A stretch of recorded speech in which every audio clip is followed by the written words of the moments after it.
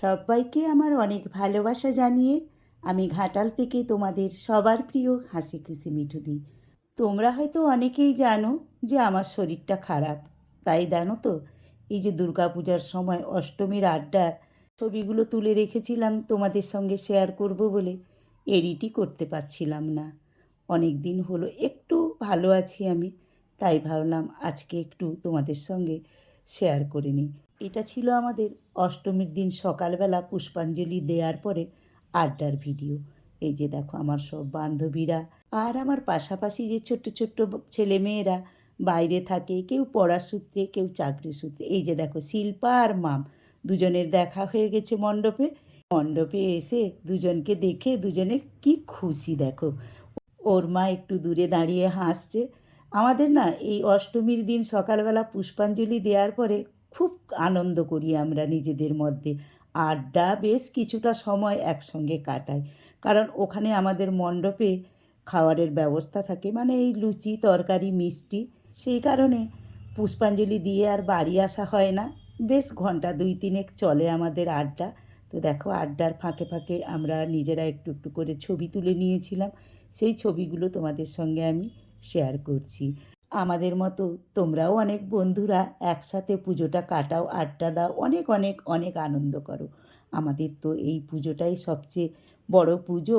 আমরা নিজেদের মধ্যে সারা বছর ধরে কতই না ভাবনা চিন্তা করে থাকি, পুজোতে এই পরব ওই পরব, এইভাবে কাটাবো।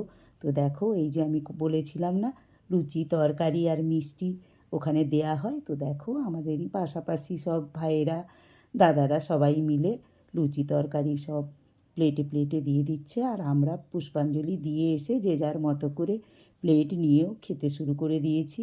তো এটা না একটা বেশ আনন্দের ব্যাপার, সবাই একসঙ্গে হই হই করা, একসঙ্গে বসে ওই লুচি তরকারিটা খেতে কিনাই ভালো লাগে। ভাই তাপস দূরে দাঁড়িয়ে আছে আর ওর মেয়ে মিশমি প্লেট নিয়ে খাওয়া শুরু করে দিয়েছে, বনানিও খাচ্ছে। আর এই যে দেখো বাবাই মানে আমাদের বনানির ছেলে, ও হরিয়ানাতে থাকে, চাকরি করে, পুজোতে বাড়ি চলে এসছে। আর এসে দেখো মণ্ডপে ওরও ওর বন্ধুর সঙ্গে দেখা হয়ে গেছে। এই যে আমাদের তাপসদা, সবারই চলছে আমাদের এখন খাওয়ার পর্ব। আমি একটু সকাল সকাল এসে পুষ্পাঞ্জলি দিয়ে দিয়েছিলাম, তাই আমার খাওয়া দাওয়াটা অনেক আগেই হয়ে গেছে। তো বনানীরা অনেকটাই দেরি করে এসেছে, তারপরে ওরা খাওয়া দাওয়া করছে। যেহেতু আমাদের বাঙালিদের কাছে এই দুর্গোৎসবটা সবচেয়ে বড় পুজো, তো অষ্টমীর দিন প্রত্যেকের বাড়িতে খুব ভালো ভালো আয়োজন থাকে, পনির থাকে, ফুলকপি থাকে, লুচি থাকে, কেউ কেউ আবার কচুরিও করে থাকে, মটরশুঁটিরও কচুরি করে থাকে, ডালপুরিও করে থাকে। কিন্তু এই যে মণ্ডপে একসাথে খাওয়াটা, ওরে বাবা দেখো দেখো তাপসবাবু আর কমলবাবুর অবস্থা, কানে মুখ লাগিয়ে কথা বলছে, যেন কতদিন কেউ কাউকে দেখেনি। হ্যাঁ, এটাই হচ্ছে মণ্ডপের আড্ডা। তো যেটা বলছিলাম, পুজো মণ্ডপে একসাথে এই লুচি আলু পটলের তরকারি আর বোঁদে খাওয়ার যে কি স্বাদ, সে যেন অতুলনীয়। তো আমাদের এখনও পুষ্পাঞ্জলি চলছে আর আমাদের আড্ডাও চলছে। এখন ক্যামেরাম্যান হয়েছে মাম, মানে কমলবাবুর মেয়ে। ও মজা করে সবাইকে বলছে কার কী বলার আছে সাক্ষাৎকার দাও। তো এটাই আমাদেরও আড্ডা বলতে পারো, একসাথে বেশ কিছুটা সময় আমরা প্রতি বছরই কাটাই।